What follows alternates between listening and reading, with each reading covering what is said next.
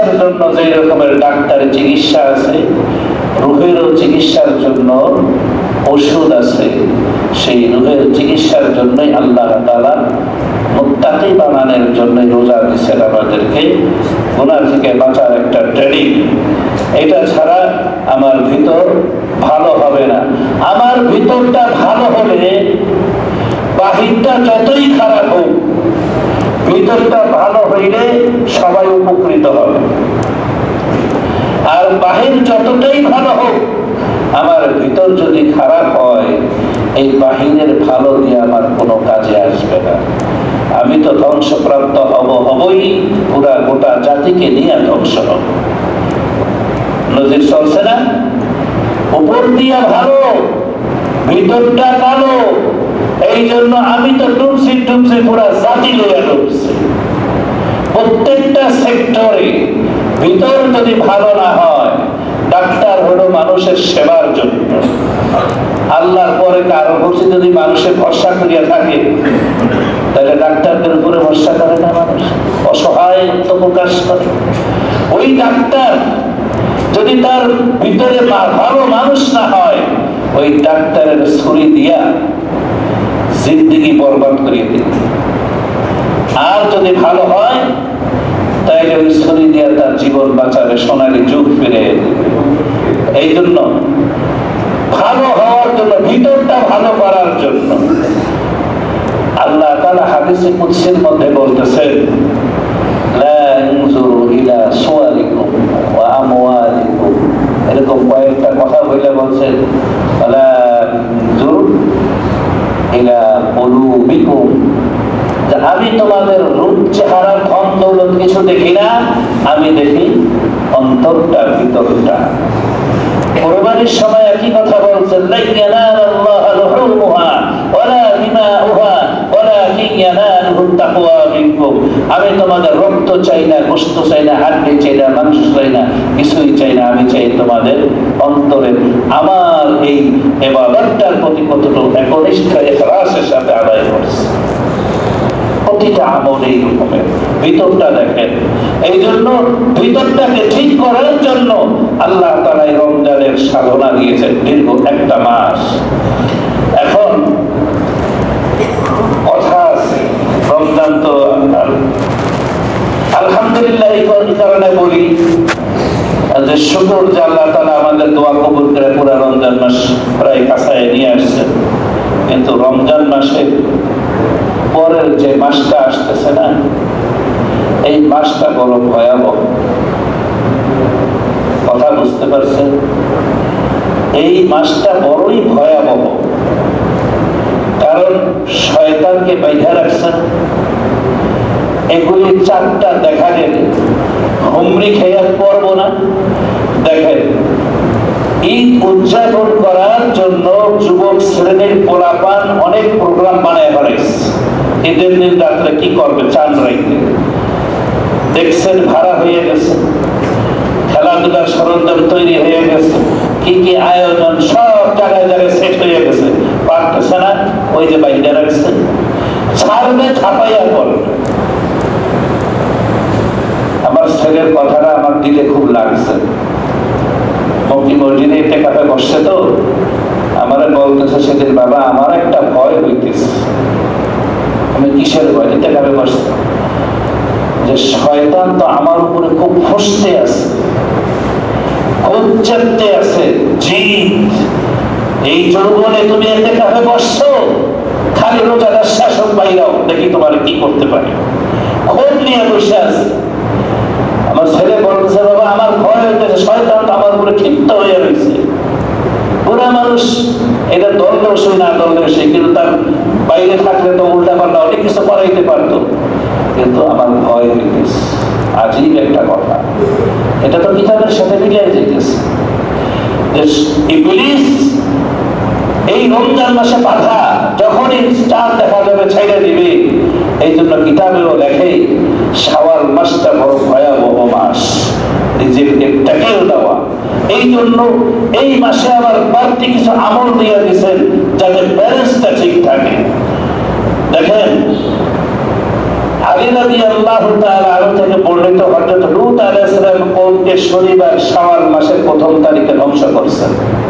এই শাওয়াল মাস রমজানের পরের মাস। আসরাফুল হুদুদ, এটা সূরা বুরুজের একটা ওয়াকিয়া আছে, আজীব একটা ওয়াকিয়া। অনেকগুলি দিনদার মানুষগুলিকে পুরাই মাইরা ফেলাইছে। এদেরকে আবার আল্লাহ ধ্বংস করে দিয়েছেন আগুনের মধ্যে ফালাইয়া এই শাওয়াল মাসের 1 তারিখে, ঈদের দিন যেটাকে বলে শাওয়াল মাস। শয়তান ছাড়তে দেরি, কাম ঘটাইতে দেরি নাই। এরপরে হযরত নূহ আলাইহিস সালামের কওমের প্লাবনের কথা এই শাওয়াল মাসের 1 তারিখের কথা বলা হয়। কওমে আদ, কওমে সালেহ, এদের উপরে যে আযাব আসছিল, এই এরা অতি বাড়ছে, আল্লাহর প্রতি তাদের মানে নিষ্ঠতা এমন বাড়ছে, শেষ পর্যন্ত আল্লাহ তাআলা তাদেরকে গজব দিয়ে শেষ করে দিয়েছেন। এই শাওয়াল মাসে অনেক ইসলামের মধ্যে অনেক কিছু বড় বড় বিপদ সংঘটিত করছেন আল্লাহ তাআলা। এই জন্য শাওয়াল মাসটাকে খুব সতর্কতার সাথে পালন করতে হবে, রমজানের সাথে কিছুটা ব্যালেন্স রাখতে হবে। এই জন্য হজের প্রস্তুতি শুরু করে দিয়েছেন শাওয়াল মাস থেকে। শাওয়াল, জিলহজ, জিলহজ, এই মাসগুলিকে হজের মাস বলা হয়। যাতে মানুষ একটা চাপে থাকে, রমজান মাসে কষ্ট করে একটু স্বাধীন মুক্ত হয়, বাতাস দিয়া কত গুনার কাজ করতে পারি নাই, আবার শুরু করে দিলাম, এগুলি যাতে না করে আল্লাহ আবার আরো কিছু লাগাই দিচ্ছেন যাতে একেবারে উদাসীন না হয়। সর্বোপরি কথা হইল, আল্লাহ রাসূল বলেন, যে ব্যক্তি শাওয়াল মাসে 6টা রোজা রাখবে, রমজানের রোজা রাখার পরে শাওয়াল মাসের 6টা রোজা রাখবে, যেটি হাদিসটা আমি খুতবার ভিতর তেলাওয়াত করছি। দেখেন, এখানে একটা প্রশ্নের জবাব হবে আপনাদের। এটা হলো ক্রিটিক্যাল প্রশ্ন, বাঙালি বুদ্ধির প্রশ্ন। বাঙালিও কিছু পেছাইনা বুদ্ধি আছে না, এই বুদ্ধির প্রশ্নের জবাব হবে।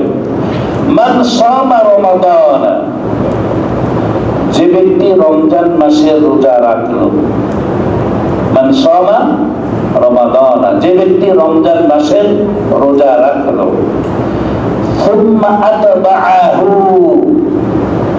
এরপরে অনুসরণ করলো কয়টা, সিত্তাম মিন শাওয়াল, শাওয়াল মাসের 6টা রোজা, কাসিয়ামিদ দাহর, সেজন্য 1 যুগ রোজা রাখার সওয়াব তার আমলনামায় নিয়ে গেল।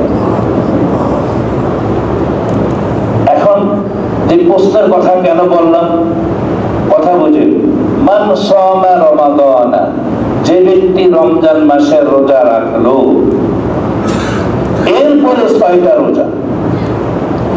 এখন আমাদের কোনো কারণে যদি রোজা ভাঙতি থাকে, আছে না ভাঙতি, তখন প্রশ্ন আসে, আমরা যদি 6 রোজাও রাখি, ওই মানে ভাঙ্গারি রোজা, ফরজ এগুলি আদায় করা তো ফরজ, ভাঙ্গারি রোজাগুলি রাখি, তাইলে কি এই 6 রোজাও কি আদায় হয়ে যাবে, 2 in 1 হয়ে যাবে নাকি?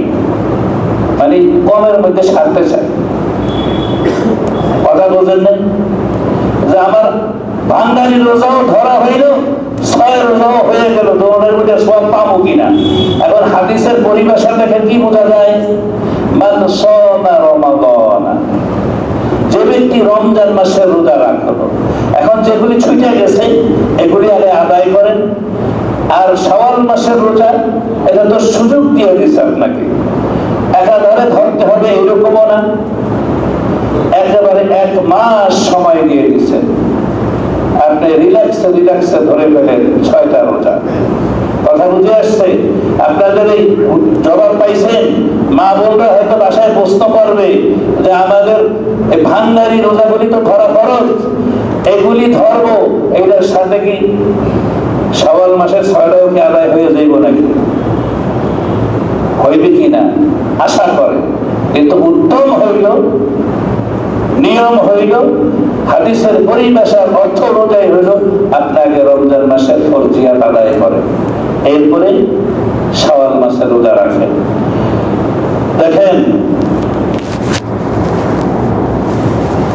রোজার দ্বারা আরো ফজিলত কি? আবু বকর সিদ্দিক রাদিয়াল্লাহু তাআলার সাথে এই শাওয়াল মাসের রোজা রাখার ব্যক্তিরা জান্নাতে যাবে। বদরের যুদ্ধে 40 জন শহীদের সওয়াব সমপরিমাণ আমল তার আমলনামায় আছে।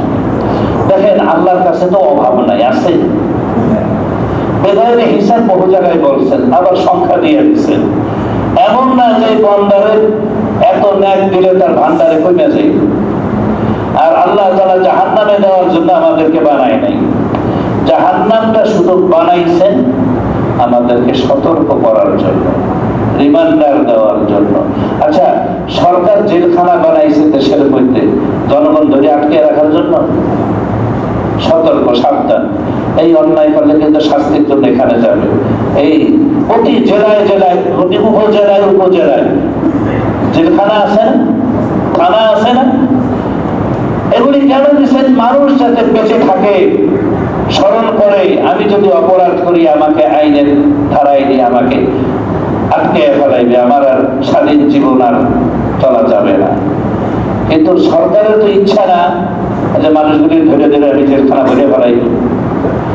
তো অনুরূপ ভাবে আল্লাহ তাআলা জাহান্নামকে রাখছেন, বানাইছেন, ভয়াবহ শাস্তির কথা দিয়েছেন এই জন্য যে মুমিন ব্যক্তি যেন সাবধান থাকে, সতর্ক থাকে, গুনাহ থেকে বাইচা থাকে, শয়তানের ধোঁকা থেকে নিজেকে ফিরিয়ে রাখে। কারণ আমি এগুলি না জানাইলে তারা কিভাবে ভয় তো লাগবে। শুধু লাভ শুনাইলাম, ভয় দেখাইলাম না, তাইলে তো হইব না। দুটোটা দিয়ে ব্যালেন্স রাখছেন। কিন্তু আল্লাহর মাকসাদ এইটা না যে আমি আমার বান্দাগুলিকে জাহান্নামে দিব। জাহান্নাম তো তাদের জন্য তৈরি করছেন যারা আল্লাহ আল্লাহ রাসূলকে মানেই না, কাফের এবং মুশরিকের জন্য। হ্যাঁ, ওদের জন্য অনন্তকালের জাহান্নাম। আর আমরা যদি আল্লাহ মাফ করে যদি সামান্য কিছু ত্রুটি বিচ্ছুতি হয়ে যায়, ওইখানে নিয়ে একটু রিফাইন করিয়া সাথে সাথে আবার জান্নাতে দিবেন। কারণ জান্নাতের পচা গান্দা দুর্গন্ধযুক্ত পাপি টাপি কোনো স্থান নাই, সব পবিত্র ভালো জিনিস যতটুকু ছম টম থাকবে ওইখানে নিয়ে রিফাইন করিয়া জায়গা মতো পৌঁছে দিবে। আর তাদের জন্য অনন্তকাল। এই জন্য ভাই, রমজান মাস শেষ হয়ে যাইতেছে, আরো 2টা রাত্র আছে, কদরের রাত্র। আরে ভাই, কদরের রাত্র কদর কদর করতে করতে আমরা শুধু কদরের আলোচনা করি। রমজানের প্রতিটা রাত্র, প্রতিটা দিনই মূল্যবান, সামান্য সময়ও মূল্যহীন না, যে যতটুকু কামাই করে নিতে পারে। এই জন্য এখনো সময় আছে, আমরা চেষ্টা করি ইবাদত বন্দেগী করে অন্তত নিজের গুনাহকে মাফ করার জন্য। শাওয়াল মাসকে আল্লাহ তাআলা এই জন্যই বিশেষ কিছু আমল দিয়ে দিয়েছেন। দেখেন, আল্লাহ তাআলাকে আমরা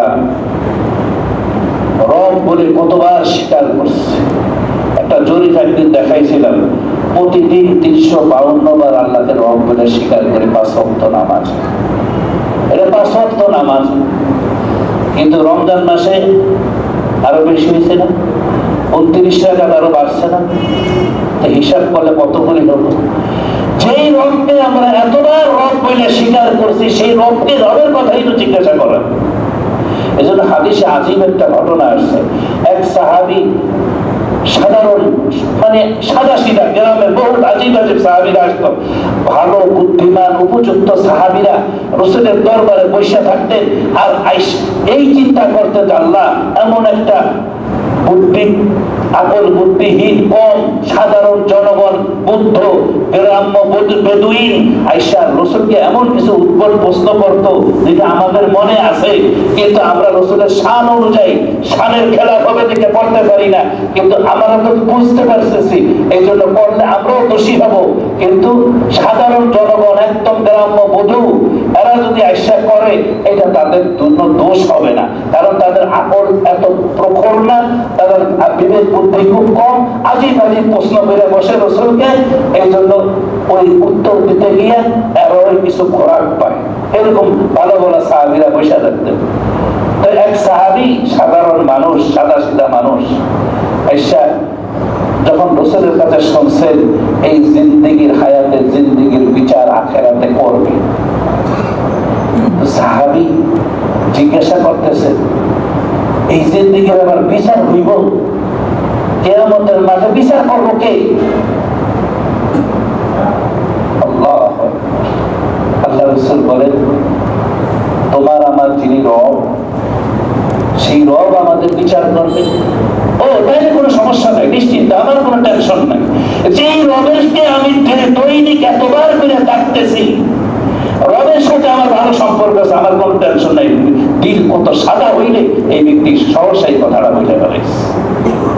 সেই রবকে আমি এতদিন এতবার দৈনিক ডাকতেছি, রবের সাথে আমার যে সম্পর্ক, তিনি যদি বিচার করে থাকেন, তার জজের লোকে যদি সম্পর্ক থাকে, তাহলে তারপরে দাঁড়াইতে কষ্ট, টেনশন।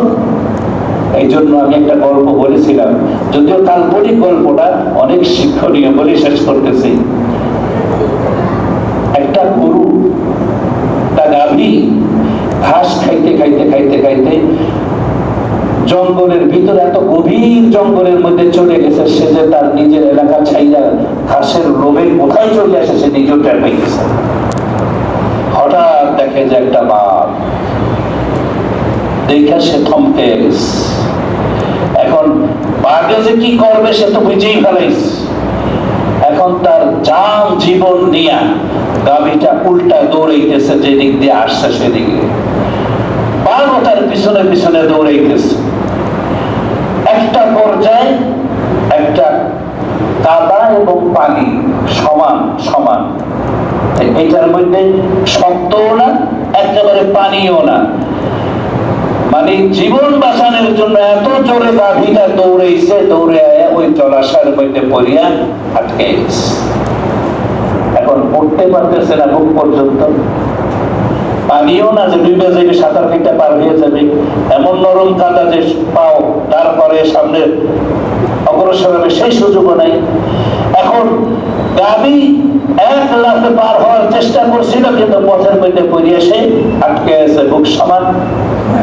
বাঘও লাগতেছে, বাঘ গাভী থেকে 1-1.5 হাত দূরে এসে পড়ে সেও আটকে গেছে।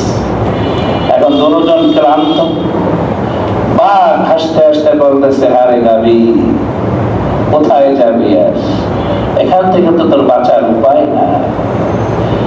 সকালের নাস্তা, দুপুরের লাঞ্চ, রাত্রের ডিনার সবই তোকে দিয়ে ছাড়বো। কিন্তু গাভী বাঘের কথা শুনতেছে আর হাসতেছে। আজি তোর বাঁচার কোন উপায় নাই, তুই হাসতেছিস কেন? বলে আমি হাসতেছি আমার কথা চিন্তা করিয়া না, আমি হাসতেছি তোমার দুর্দশার কথা চিন্তা করিয়া। বলে আমার দুর্দশা কি? আমার থেকে তোরে বাঁচাই দেখি, তোর তো মরণ আমার সামনে। তখন গাভীটা উত্তর দিছে, আমার একটা মালিক আছে। গাভীটা কি বলতেছে? আমার একটা মালিক আছে, মালিকের আমি অনেক উপকার করি, মালিকের কথা শুনি, তাকে বছরে বছরে বাচ্চা দেই, তাকে দুধ দেই, তার গৃহস্থী কালের চাষাবাদের কাজে বহুত কাজে আমি সহযোগিতা করি। মালিকের সাথে আমার একটা গুড রিলেশন আছে, ভালো সম্পর্ক আছে। আমার মালিক যখন দেখবে সন্ধ্যা হয়ে গেছে আমি বাড়ি ফিরি নাই, মালিক খুঁজতে নামবে। খুঁজতে খুঁজতে খুঁজতে খুঁজতে একটা সময় যখন আমাকে এসে পাবে, তখন তোমাকেও দেখবে এই অবস্থায়। মালিক খুব কষ্ট করে সযত্নে বুদ্ধি খাটাইয়া হইলেও কষ্ট করে হইলেও আমাকে উদ্ধার করে নিবে, কারণ মালিকের সাথে আমার সম্পর্ক আছে। কিন্তু তোমার দশাটা যে মালিক কি করবে আমাকে উদ্ধারের পরে, সেইটাই কথা চিন্তা করে আমি হাসতেছি। যদিও কিতাবের গল্প, কাল্পনিক গল্প, আপনার আমার সাথে যদি মালিকের সম্পর্ক থাকে, ওই জাহান্নাম, ওই আযাব এগুলি কিছুই না, না থাকে। এই জন্য মালিকের সাথে সম্পর্ক করার জন্য রোজা হলো বিশেষ একটা হাতিয়ার। রোজা কারোর জন্য না।